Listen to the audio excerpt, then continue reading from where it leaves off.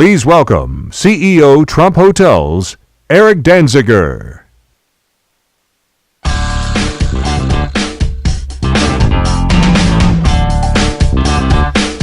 Well, hello everyone. Thank you very much.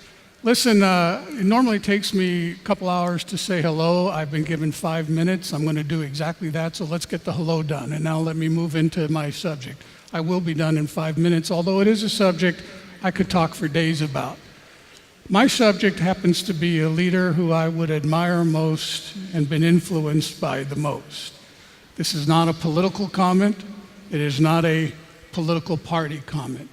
For anyone that knows me or came to the conferences that I used to have, you will know that that's President Kennedy. You will know that, to me, as a young man, he inspired me, but more important, he inspired the country. And the things I'd like for you to know about why, as a young man, I would look to him and say, this is just amazing, wasn't that he was handsome and the Camelot. First of all, he never wanted to be president. His father wanted to be president. His father could not become president because of being associated with the appeasement in the Second World War. His father then determined that Joe Jr. would be president. Joe Jr. was killed in a bombing mission in Europe. That left the mantle for the Kennedy service to John. This is a man who you may or may not know had great issues. He suffered from Addison's disease. He was nearly crippled from PT-109.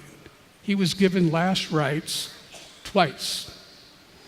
But it's a man who was driven to move the country forward. It was a man who believed in the future and finding a way in which to make the future a better place for his kids and everyone else's.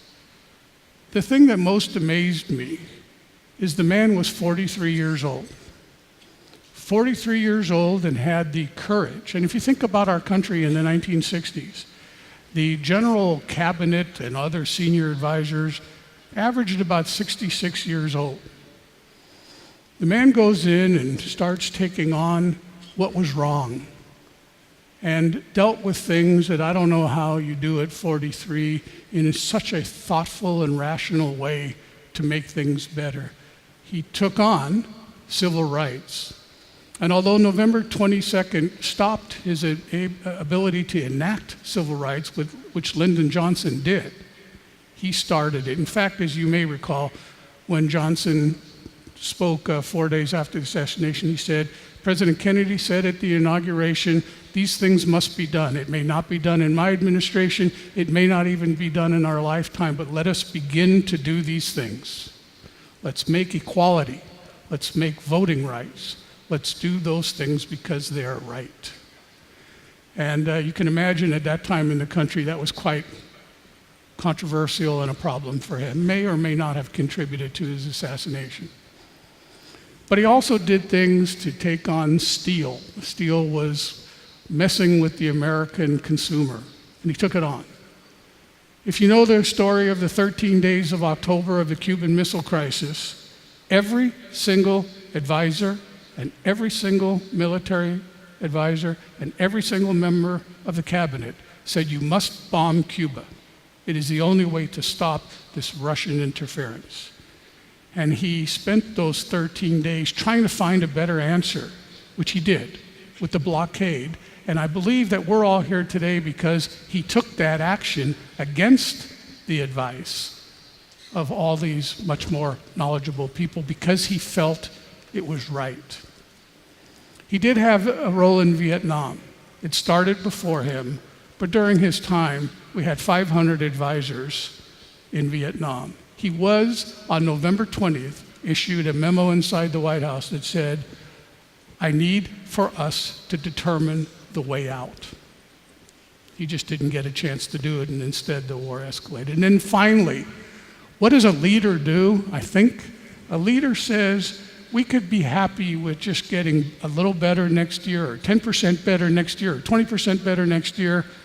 But this vision that this leader created was in 1960, on May 18th, he said, "We will put a man on the moon and return him safely by the end of this decade." And he said, not because it's easy, but because it's hard.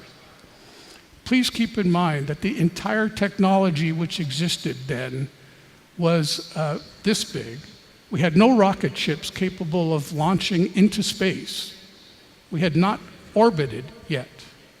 So for this leader to say, I want to go from here to there and then create the inspiration and the resources and the vision and the excitement for an entire country to get behind that, what happened was, of course, on July 20th, 1969, Neil Armstrong walked on the moon because of that leader's vision, commitment, and drive to create a better future. Whether or not it's better for us to live on the moon, it was more the point of we can do what we don't think we can do today if great people are inspired, they commit their heart, they commit their energy, we commit the resources and make the impossible happen. So I could go on really for an hour about President Kennedy, who I think is largely responsible for the significant progress made from the 60s on for a better place and better people. And I'm no John Kennedy, not even a fraction. But the subject was the inspiration that I would have about what creates a great leader. And is there anything in there that I can learn from? And I learned from that to take on the hard task, to try to do it well, to try to inspire people, to create a moon in everything that we do in our personal life and our business life, and then create the vehicle in which we get there. Thank you very much. I appreciate getting to share that with you. Thanks.